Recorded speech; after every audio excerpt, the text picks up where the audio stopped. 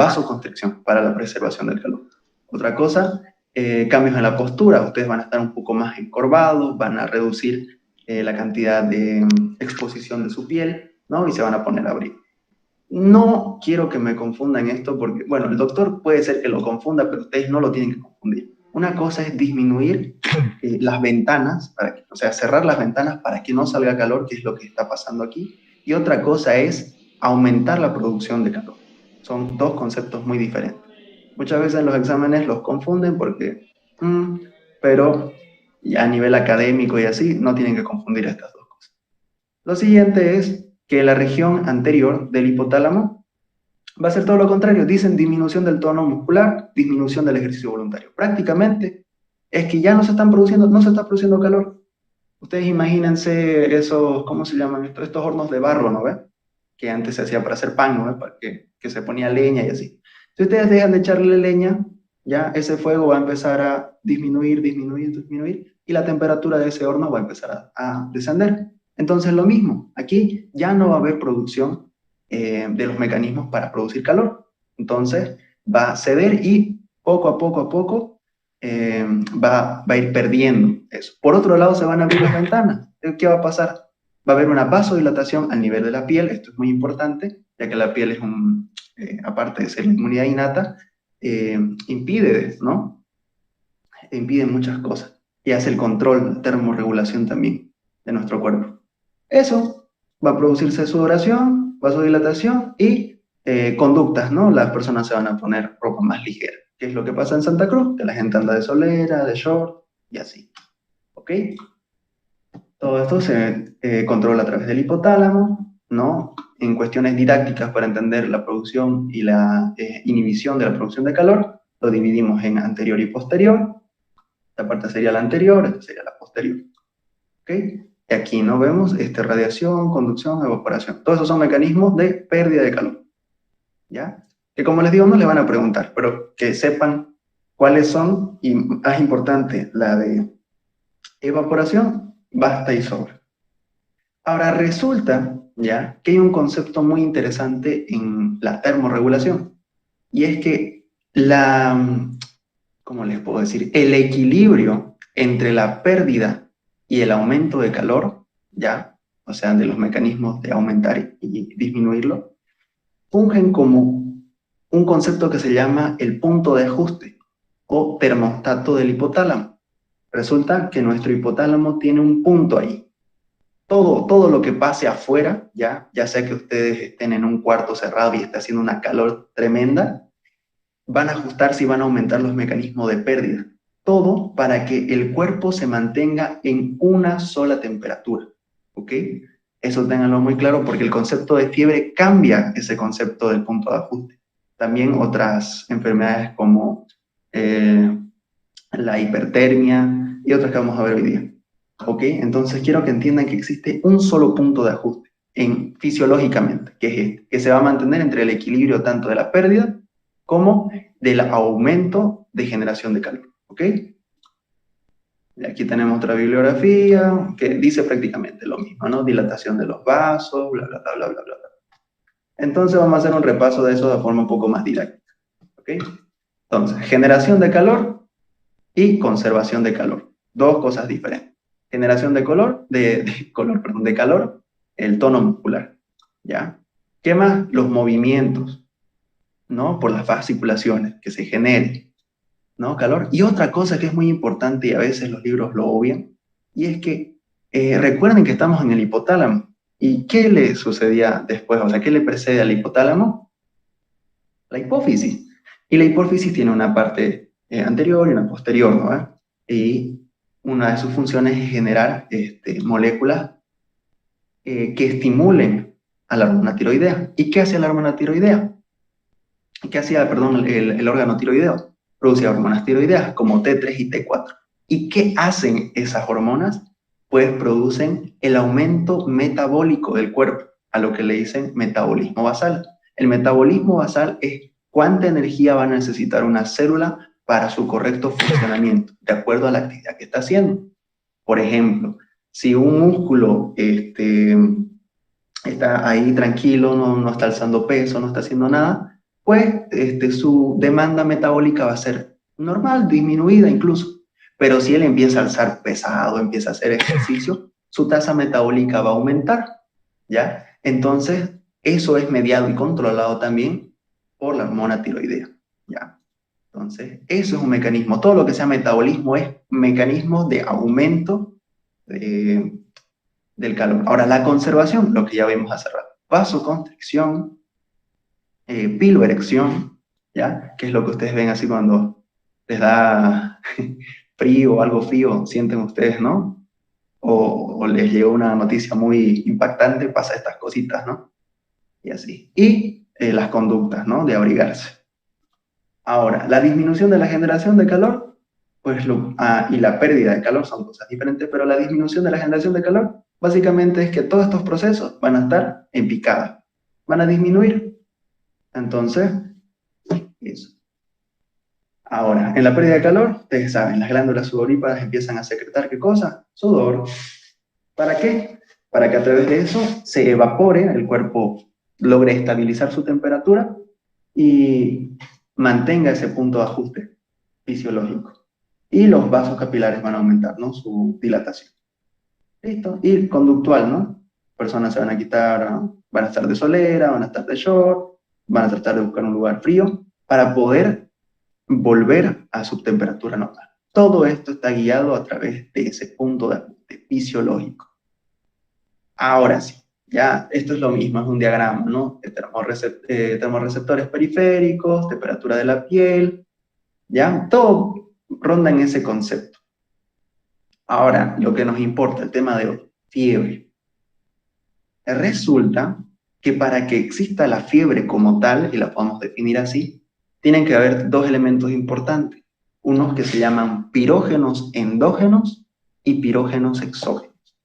Suena medio chino, pero un pirógeno, piro de fiebre, ¿ya? De calor, piro, exógeno los vamos a definir, ¿ya? O están definidos por toda molécula, partícula, microorganismo, noxa, ¿ya? Que esté fuera de nosotros, pero que puedan aumentar la temperatura corporal. Ahora, ¿cómo aumentan la temperatura corporal? Resulta que estas noxas van a activar el sistema inmunitario. Y este sistema inmunitario, al momento de ingerir esta noxa, ¿qué hacía? ¿Qué hacía al momento de tragarse a este señor? Se degranulaba. Y a esa degranulación de estas sustancias, las interleucinas 1, el factor de necrosis tumoral, interleucina 6 y interferón gamma, todas estas moléculas de esta reacción inflamatoria se le denominan pirógenos endógenos, porque son partículas, perdón, son sí, partículas, moléculas, ya, que suben la temperatura corporal, pero están dentro de nuestro cuerpo. Entonces, un pirógeno exógeno precede, ya, da paso a que se formen pirógenos endógenos. Ya saben que esto están de manera natural en nuestro cuerpo, pero en un proceso inflamatorio infeccioso van a aumentar. Ok, entonces estos se desgranulan y vamos a suponer que estos pirógenos endógenos son esta molécula de acá. ¿Ya? Esa molécula, estos pirógenos endógenos, van a estar repartidos por nuestra circulación, porque ustedes saben que esos aumentan la producción de leucocitos, aumentan, ¿qué otras cosas más aumentaban? Ya me olvidé, aumentan la producción de proteínas en el hígado y otras cosas más que vimos en inflamación. Pero otra cosa importante es que estas se van a dirigir ¿hacia dónde? Hacia la lámina terminal, ¿ya? En un lugar que se conoce como órgano vascular de la lámina terminal, el OVLT. Ustedes lo van a ver muy, bueno, lo van a ver en ciertas patologías que van a hablar mucho sobre eso. Resulta que a ese nivel, como saben, es un órgano vascular, entonces si tiene vasculatura, tiene endotelio, ¿no? Endotelio vascular. ¿Ya? Resulta que nuestro cerebro es muy selectivo con las sustancias que ingresan y tiene una barrera hematoencefálica, ¿no? Que va a hacer como un peaje, ¿no? En ese momento usted entra, usted no. Pero resulta que en este lugar no existe ya esa barrera hematoencefálica. Entonces pueden ingresar los pirógenos. Y entonces dice que a ese nivel, en esos vasos, en ese órgano, en sus células endoteliales, acuérdense que ellos también pueden producir productos del ácido araquidónico.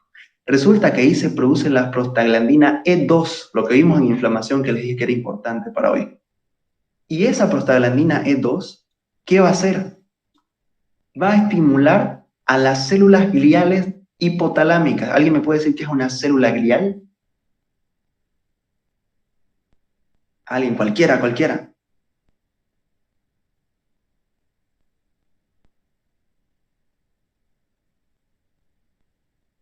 Vamos, chicos. Ya, vamos, para no perder tiempo. Las células gliales son las células de soporte del parénquima que existe en este lugar. Entonces, esas células gliales van a ser, ¿qué cosa? Estimuladas a través de sus receptores integrados a proteína G. El libro de inmunología dice que se llama EP3, ¿ya? Pero datazo, ¿ya? Ustedes acuérdense que son receptores de proteína G. Resulta que al momento de estimular a través de esta prostaglandina E2, esas células van a producir AMPC cíclico, ¿ya? O AMPC. ¿Y qué hace ese AMPC en el hipotálamo o a las células hipotalámicas? Aumentan el punto de ajuste, lo cambian, ¿ya? Cambian ese punto de ajuste y lo suben. Entonces, neuronas termorreguladoras hipotalámicas modifican su punto de ajuste. Ahora, ¿ustedes qué creen que va a pasar si aumentó? El parámetro era 37, ¿ya? Lo normal, fisiológico, pero ahora aumentó. ¿Qué creen que va a pasar? Cualquiera puede responder, o si no, yo les pregunto. ¿Aumenta la temperatura? Bien, aumenta la temperatura. ¿A través de qué?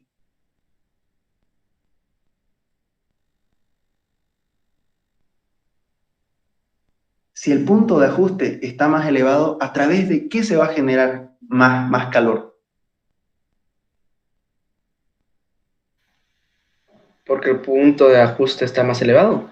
¿O Sí, pero ¿cómo generaba calor el cuerpo? por los pirógenos endógenos? Mm, ellos están cambiando el punto de ajuste. Ya, eso está bien. Pero ahora, ¿cómo el cuerpo estaba generando calor? Lo que hablamos anteriormente. Aumentando su metabolismo. Entonces va a haber un aumento de la producción de calor. ¿A través de qué? El paciente va a empezar a sentir escalofríos. Ustedes acuérdense cuando se enferman, cuando tienen fiebre, ¿no ve? ¿Qué hacen ustedes cuando tienen fiebre? Se tapan porque sienten que les hace frío. ¿Por qué? Porque el punto de ajuste subió, está en otro lugar, no está en 37 grados. Entonces las personas se abrigan. ¿Qué más hacen cuando están enfermos y con fiebre? ¿No? Empiezan a tener escalofríos, empiezan a temblar. ¿Para qué? Para generar calor. ¿Qué más va a pasar? Van a dejar de sudar porque no necesitan sudar, ¿no? Cuando el calor es muy intenso empiezan a sudar, eso lo vamos a ver más adelante, ¿ya? Pero así, y conductas instintivas, lo que acabamos de decir. ¿Qué va a producir eso? Que aumente la temperatura corporal, a lo que le denominamos fiebre, ¿ok? Ahora, ¿cómo vamos a clasificar esto, no? Porque fiebre es un término muy general, pero la fiebre, ya así hablando semiológicamente, parte desde una temperatura en específico. Entonces, para eso yo quiero que entiendan que semiológicamente la temperatura corporal se va a dividir en tres definiciones o en tres agrupaciones. Una es según su intensidad, y ahí es donde encontramos ese concepto tal como fiebre, donde dice que es la temperatura mayor a 38 grados. ¿Ok? Ahora, lo normal es de 36.5 a 37.2. Resulta que nosotros, esto es datazo fisiológico, que cuando nosotros estamos despertando en las madrugadas, tenemos, nuestra tasa metabólica es menor. ¿Por qué? Porque no estamos haciendo ninguna actividad. Entonces, despertamos con una temperatura disminuida, pero conforme va pasando el día y nos vamos a recostar, vamos a tener una temperatura más elevada que va a rozar los 37.2, ¿ya? Y eso es normal. Es normal que varíe nuestra temperatura por la condición de nuestra actividad física, ¿ya?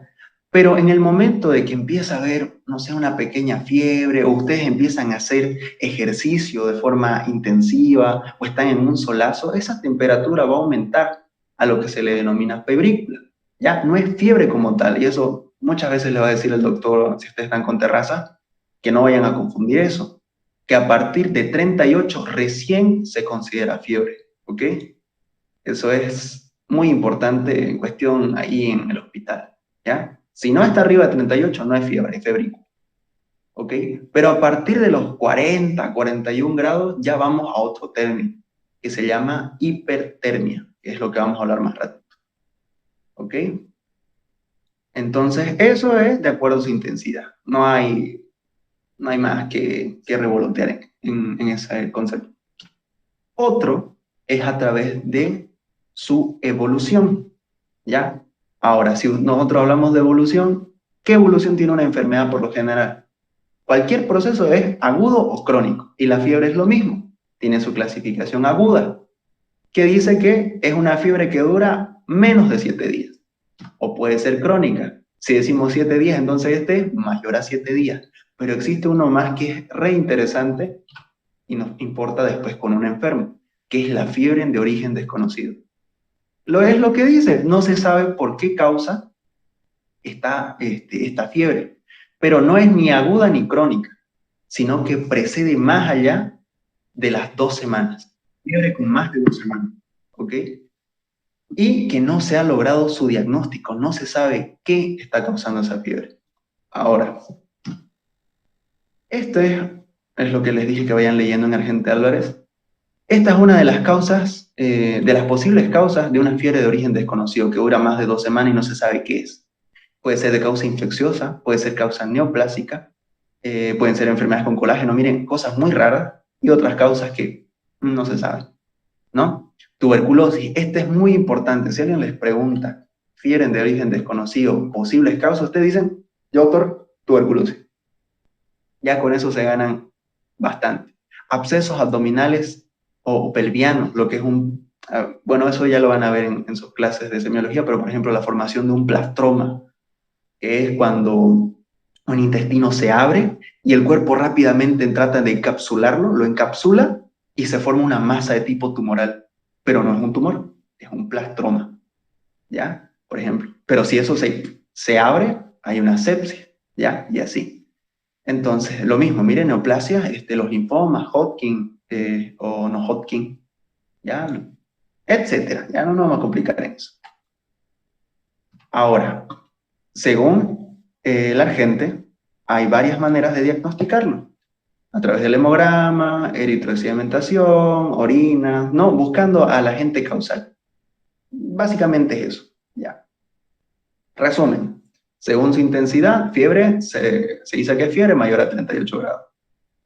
Según su duración, puede ser aguda o crónica, y si pasa más de 2 semanas, es fiebre de origen desconocido, hasta que no se pille su agente causal.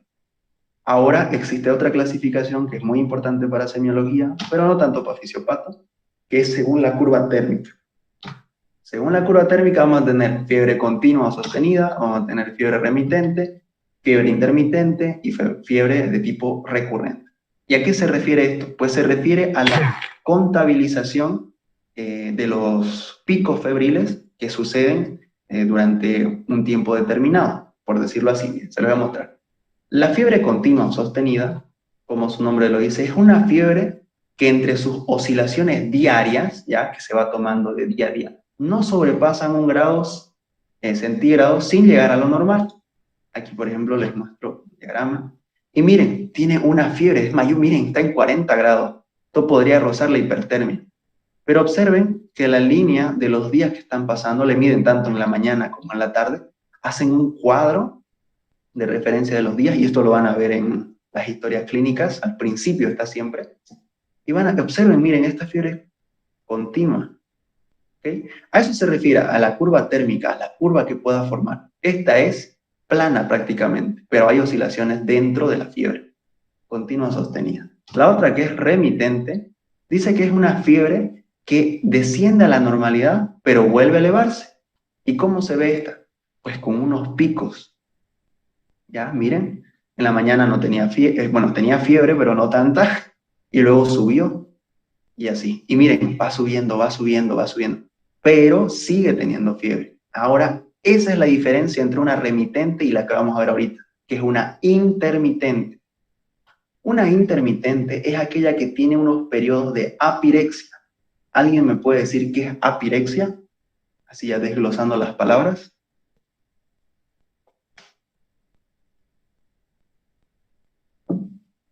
Vamos chicos, cualquiera.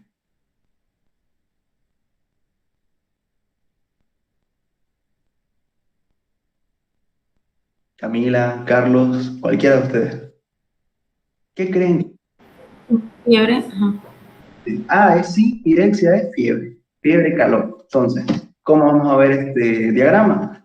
Pues esta persona tiene periodos en la mañana de apirexia, no tiene fiebre, pero luego se dispara mayor a 1 grado centígrado, lo que no pasa en una fiebre remitente. Esto acuérdense para su vida entera, entre intermitente y remitente, porque puede ser muy importante para su examen.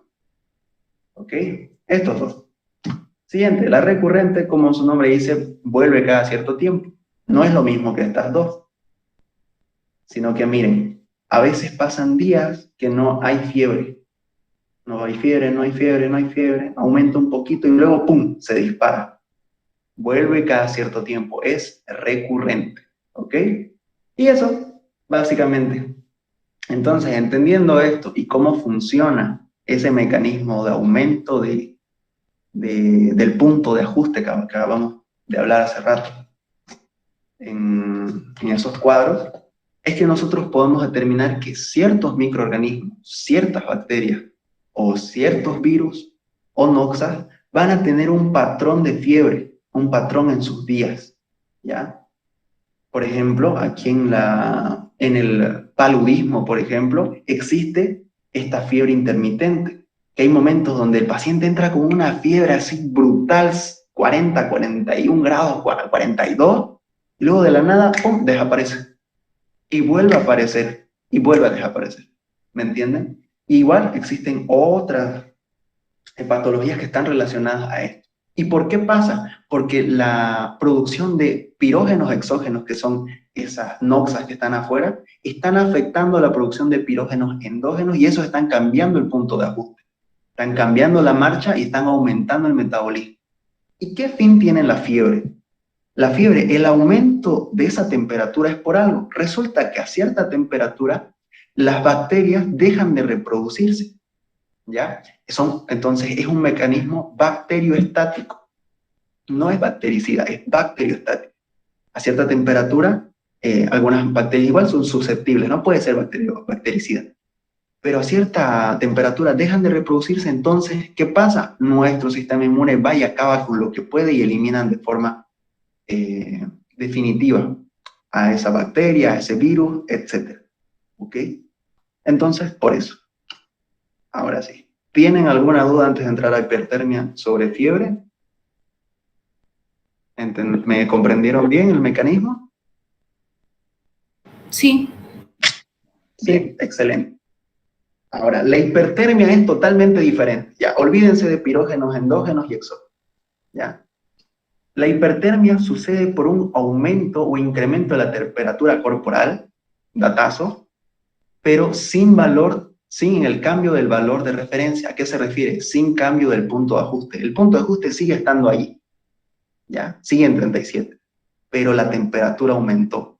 Y no hay ausencia de pirógenos, ni exógenos ni endógenos. Y uno, pucha, entonces, ¿qué está pasando? ¿Existe un aumento de la producción de calor? Puede existir una cosa, aumento de la producción de calor o disminución, ineficiencia o pérdida de los mecanismos de pérdida de calor. Imagínense ustedes que están en su cuarto, o en un cuarto, cierran las ventanas y empiezan a hacer ejercicio. ¿Hay pirógenos endógenos ahí? No. ¿El punto de referencia se cambió? No. ¿Hay un aumento de la temperatura corporal? Claro. ¿Por qué? Porque ustedes están produciendo procesos metabólicos. En el momento que ustedes hacen ejercicio, están pidiendo glucosa, están pidiendo que se muevan esas esos sarcómeros para que se cierren, luego se distiendan y se vuelvan a contraer y se está produciendo calor. Pero ¿qué está pasando? Ustedes están encerrados. Entonces empieza a ser ineficiente su mecanismo de calor, su mecanismo de pérdida de calor. Y entonces sigue aumentando, sigue aumentando, sigue aumentando. Pero eso no sucede normalmente, porque ustedes van a abrir su ventana, ¿no? Ustedes tienen que, miren, esa es una cosa, ¿no? Lo que les acabo de decir. Existen predisposiciones o ambientes propicios para que suceda una hipertermia. Por ejemplo, los pacientes drogadictos que se inyectan o que inhalan cocaína o que tienen algún estupefaciente, ellos aumentan su temperatura basal. ¿Por qué? Porque ellos empiezan a moverse, a ser más interactivos, y entonces aumenta, pero su punto de ajuste sigue estando igual. Pero ¿qué pasa? ¿Por qué ellos no entran en una hipertermia y no se desmayan? Porque ellos empiezan a sudar. Ustedes cuando ven a un drogadicto, ¿qué es lo primero que ven? Sus ojos, que están todos dilatados, rojos, que está nervioso, pero está sudando, sudando. Entonces ellos tienen control, ¿no? Pasa la droga y no pasó más. Pero sí estuvieron en un cuadro de hipertermia. Podríamos decir que entró en un cuadro de hipertermia benigna, que puede ser reversible. Otros que pueden tener tendencia a la hipertermia son alimentos como el café, ¿no? El ejercicio intenso, lo que les acabo de decir ahorita, y el famoso golpe de calor. ¿Quién no ha escuchado de eso, no? De no salgas al sol, no salgas ahorita, son las 12, 2, te vas a insolar, te va a doler la cabeza, más rato vas a estar mal, vomitando. Eso pasa, ¿ya? No se cambió el valor de referencia, no hay pirógenos endógenos, pero ¿qué? Fue ineficiente la pérdida de calor ante ese estímulo. Pero no todos le dan golpe de calor. ¿Quiénes son los pacientes susceptibles? Personas adultos mayores, personas que tienen enfermedades cardiovasculares, pulmonares o renales. ¿Por qué cardíacas? ¿Por qué pulmonares? ¿Por qué renales? Porque son mecanismos que hace rato vimos que iban a liberar calor. ¿Qué se necesitaba para que pueda haber una apertura, ¿no? De esas ventanas de nuestro cuerpo? Tenía que haber sudoración. Pero si nuestro paciente tiene problemas cardíacos, tiene problemas en sus arterias, tiene problemas en sus venas, no es eficiente ese sistema, ¿ok? Personas que tienen problemas endocrinos, ¿como cuáles? Como los hipertiroideos. ¿Qué dijimos que hacía la tiroides? Producían hormonas tiroideas. ¿Qué hacían las hormonas tiroideas? Aumentaban el metabolismo basal. ¿Qué pasaba cuando aumentaba el metabolismo basal? Aumentaban reacciones químicas y esas producen calor, ¿ok? Y la deshidratación, ¿por qué? Porque si una persona está deshidratada, todo seco, y sale afuera y está haciendo un solazo, no va a sudar de la manera propicia y le va a dar un golpe de calor. Entonces, una imagen para que ustedes nunca se olviden de la hipertermia. Bien, hasta ahí yo creo que está claro. Pero hay sucesos que no tienen nada que ver con esto, sino que son meramente patológicos, ¿ya? Que no tienen que ver ni con el ambiente, que no tienen ni que ver con que ustedes se hagan ejercicio y se cierren en su cuarto, no. Tienen que ver con algo más patológico. Por ejemplo, la famosa hipertermia maligna, ¿ya? Esto podríamos decir que es benigno, porque es reversible de cierta forma. Pero hay personas que tienen un aumento de su temperatura, pero no por estas causas, sino por otra diferente, una genética. Resulta que hay una mutación que se da en estos pacientes que tienen hipertermia maligna del gen RIR1 del cromosoma 19. Pero eso es muy molecular, a mí, ¿qué me importa? No soy bioquímico. Resulta que esta afecta la síntesis de la rianodina. ¿Qué hace la rianodina? Resulta que la rianodina, cuando ustedes están contrayendo sus músculos, luego de que se contrae, ese se relaja. Y para que se contraiga un músculo, ¿qué necesita? Calcio. Resulta que la rianodina, después de que se hace la contracción, él hace una recaptación de todo ese calcio para que no se vuelva a estimular ese sarcómero. Pero si tenemos una deficiencia, ¿qué va a pasar? No hay recaptación del calcio. Entonces, este proceso que se estaba llevando va a dejar al calcio volando ahí y va a haber un aumento exagerado del calcio citosólico en el citosol. Y luego, ¿qué va a pasar? Que los filamentos de miosina y los filamentos de actina van a generar una contracción intensa porque hay harto calcio, se acumuló harto calcio y va a empezar a contraerse ese músculo. ¿Y qué pasaba cuando se contraía un músculo? Se generaba calor. Ahora imagínense que este gen no está pues en un bíceps, no está en un tríceps, no está en un brazo nomás, está en todo su cuerpo. ¿Qué va a pasar? Va a aumentar su temperatura, va a ser mayor a 40 grados centígrados.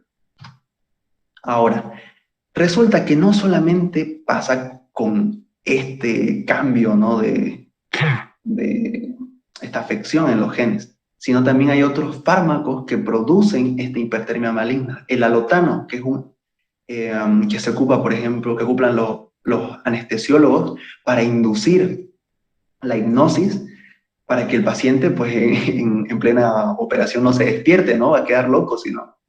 Pero resulta que uno de sus efectos adversos, una de sus RAMs, es producir hipertermia maligna. Claro, si se pasan de la dosis, ¿no? Y otros fármacos de origen anestésico, ¿ya?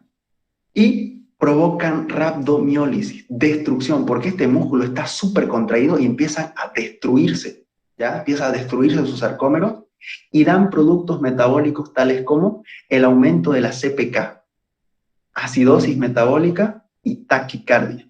Entonces, uno, ¿cómo va a saber que nuestro paciente llega hipertermia maligna? Uno, pucha, ya lo sacamos del sol, ya lo estamos ventilando, ya no está pasando todo esto, pero el paciente sigue, y sigue, y sigue. Entonces, hagámosle química sanguínea, hagámosle, ¿no? Busquemos cuáles son las causas. Y van a encontrar acidosis de tipo metabólica, taquicardia, el paciente va a seguir taquicárdico, y aumento de la CPK, ¿ya? Que esto igual lo vieron, ¿cómo se llama esto? En afecciones cardíacas, ¿ya? En patologías cardíacas. En fin, eso es lo más importante que ustedes tienen que saber de hipertermia maligna. Ahora el siguiente que nos puede causar una hipertermia es el síndrome neuroléptico maligno. Acuérdense de maligno, pucha, hipertermia. El síndrome neuroléptico se va a dar por unos fármacos, ¿ya? Que se llaman neurolépticos, ¿ya? Que se dan en pacientes psicóticos. ¿Quiénes son esos pacientes psicóticos? Pues son esos pacientes que están loquitos, ¿ya? Por decirlo así, perdón, esa palabra no es muy médica de mi parte. Son pacientes que tienen alterada su percepción de la realidad. ¿Y qué hacen esas personas? Pues se mueven, ¿no? Están en un delirio de persecución, están todo el tiempo estresadas. ¿Y el estrés qué hace? Aumenta la tasa metabólica. Entonces, aumenta, ¿no? Pues resulta, ya, que a estas personas se les da algunos fármacos antidopaminérgicos, ¿ya? Como la fenotiazina, metoclopramida, ya, no solamente que son neurolépticos, también aquí hay unos ¿cómo se llaman estos? Medicamentos que hay unos medicamentos que evitan el vómito, por ejemplo, así, ¿ya? ¿Qué pasa? Estos medicamentos ¿ya? O sea, que están en contra de la dopamina, ¿ya? Se insertan en los receptores de dopamina y los bloquean. Y resulta que estos son muy importantes para la regulación, ¿ya? Del calor, ¿ya? De la tasa metabólica en sí. Y entonces, ¿qué va a provocar? Contracción exagerada de los músculos esqueléticos, rigidez de la musculatura cerea. Dice, en realidad, los músculos están tiesos de tanto apretar, ¿ya? Y efectos adversos piramidales. Pero, ¿qué es lo más importante de todo esto? Que hay una contracción exagerada del músculo esquelético. ¿Por qué? Por causa de fármacos que afectan a los receptores de dopamina. ¿Listo? Punto. Aquí ya no hay más ciencia, porque no les van a preguntar. Esto es muy, muy específico, es rarísimo de ver. Bueno, rarísimo si te pasas con la dosis, ¿no? Y por último, el síndrome serotoninérgico. Y esto se da en pacientes que tienen depresión. Resulta que existen estos fármacos que son antidepresivos y tienen acción, su mecanismo de acción es que inhiben la recaptación de serotonina, ¿ya? La serotonina se libera, ¿ya? Tiene un proceso, una vida corta, y luego es vuelta a recaptar a través de los axones, ¿ya? Y en el momento de su recaptación, pues todo tranquilo, todo nice, todo correcto. Pero cuando se bloquean, esa serotonina sigue afuera de esa neurona y entonces está provocando estímulo. ¿ya? Entonces, cuando uno se pasa de la dosis con estos fármacos antidepresivos, empieza a haber una reactividad muy excesiva, ¿ya? Y produce clonus, que es una condición anómala, que ustedes van a ver cuando le quieran, ustedes ya lo van a ver en semiología, van a entender mejor qué es el clonus, que es el movimiento errático ante un estímulo. La hiperreflexia, ¿qué va a pasar aquí? Que hay una exageración de los reflejos normales, ¿no? La hipercinesia, ¿qué es la hipercinesia? Movimientos excesivos de los músculos y temblores intermitentes. Y vuelvo a lo mismo. ¿Qué pasa cuando el cuerpo está en movimiento y está haciendo contracciones? Aumenta su temperatura corporal. Y entonces el paciente presenta diarreas, taquicardia y temblores. Pero este paciente no presenta rigidez muscular, sino que cosa, hipercinesia. Este paciente está en movimiento, no está tieso, no está duro, está en movimiento constante. Esa es la diferencia, más allá de la etiología, entre el síndrome serotoninérgico y el neuroléptico maligno. La no presencia de rigidez muscular en este paciente. ¿Okay? Y aquí hay una imagen de un paciente serotoninérgico, ¿no? Agitación, diaforesis, midriasis, clonus, que es el movimiento errático ante un estímulo, temblores, hiperreflexia, todo lo que ya hablamos. Conclusión. La hipertermia es el aumento o incremento de la temperatura corporal por agentes que pueden ser tanto externos como internos, pero que no tienen relación con los pirógenos endógenos y exógenos, y que no hay un cambio en el valor de referencia dentro del hipotálamo. Punto, y ahí se acabó. No hay que redondar tanto en esto. Ahora el último, y el caso más interesante, que es la fiebre neurógena o hiperpirexia. Resulta que todo lo que hablamos anteriormente lo guardamos para el examen, y esta forma de fiebre va a ser el resultado de ¿qué? Del cambio, ¿ya? O la afección de la estructura del hipotálamo, ¿ya? ¿Por qué puede darse esto? Por un traumatismo, ¿ya? Los famosos TEC, ¿ya? Por una hemorragia intracerebral que puede llevarnos a un aumento de la presión intracraneal. Resulta que aquí cuando, ¡pum!, hay un TEC, ¿no? Empieza a haber una hemorragia que puede ser epidural o subdural, ¿no? Dependiendo, eso igual lo van a ver en semiología. Pero toda esta acumulación de sangre va a hacer que cosas que se desplacen las estructuras, y si se desplaza el hipotálamo, sus núcleos también, y si se desplaza hay una deformación, entonces el punto de ajuste ¿dónde quedó?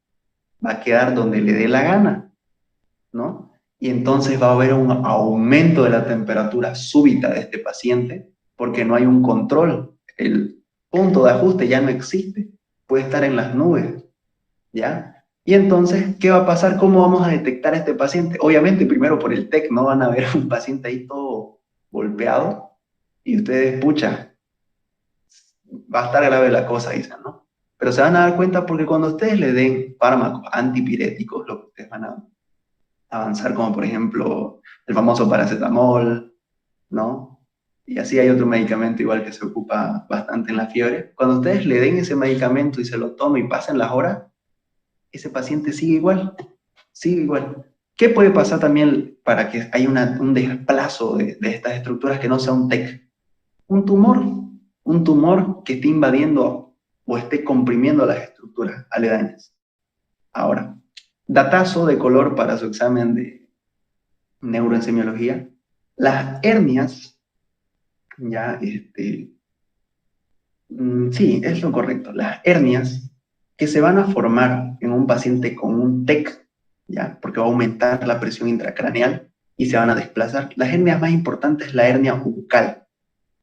¿Por qué? Porque esta va a desplazar ciertas estructuras y una de estas estructuras, que está aquí, se comunica directamente con nuestros ojos, ¿ya? Con el tercer par, ¿ya? ¿Sí, estoy bien? No, segundo par. Segundo, el tercero también, ¿ya? Pero resulta que uno, cuando ustedes vayan y le abran al paciente su ojito, les abran los dos ojitos y vean que en uno esté súper dilatado y el otro esté pequeñito, ustedes van a decir, el doctor les va a gritar ahí, el doctor de raza es bien, bien enérgico con eso. El paciente se está herniando. Y uno no entiende por qué dice hernia. Porque resulta que hay un desplazamiento de las estructuras y este señor está saliendo de su cavidad y está comprimiendo a otra. Entonces, por eso es que le dicen que al paciente se está herniando. Y si este paciente se hernia, y estamos hablando de cerebro, se nos va. Entonces, es muy importante. Pero aparte de eso, ya saben, produce hiperpirexia o fiebre neutrógena. ¿Ok? Sin más, ese es el tema de hoy día. ¿Tienen alguna duda, pregunta, consulta? Pueden hacerla ahorita.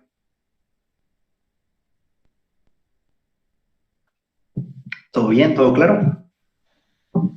Cristian, Sí. los derivados del ácido araquidónico también no ve que tiene la vía de las ciclooxigenasas, las lipoxigenasas, también tienen que ver, ¿no?, con el tema de la activación de la fiebre. Ya, bien. Una pregunta. Volvamos.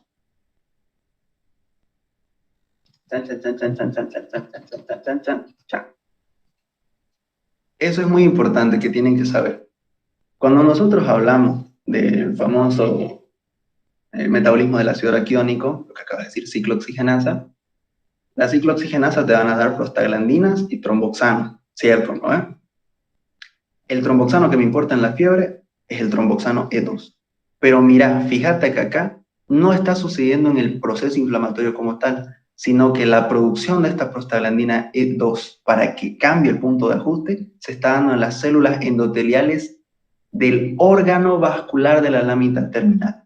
Ahí, en el OLT, aquí es donde se está produciendo esa famosa prostaglandina, que claro, obviamente en la inflamación, ahí donde tengas tu herida, ¿no? Se está produciendo también esa prostaglandina, pero donde va a hacer efecto realmente es en este lugar.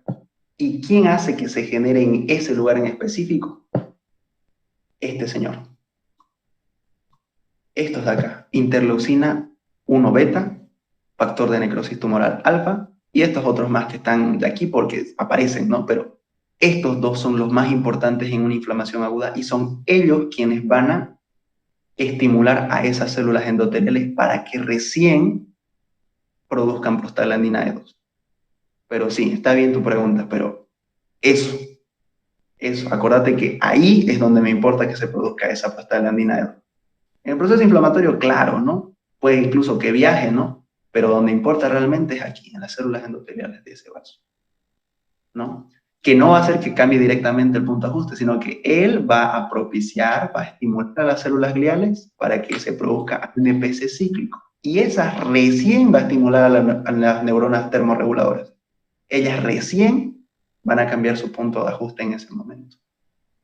Pero sí es una duda que yo también tenía en mi año y no sabía cómo preguntarle al doctor, ¿no? Pero ya tuvo despejada este año. Vale, gracias.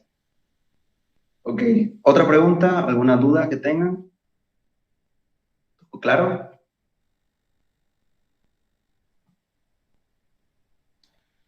Ok, espero no habernos dormido.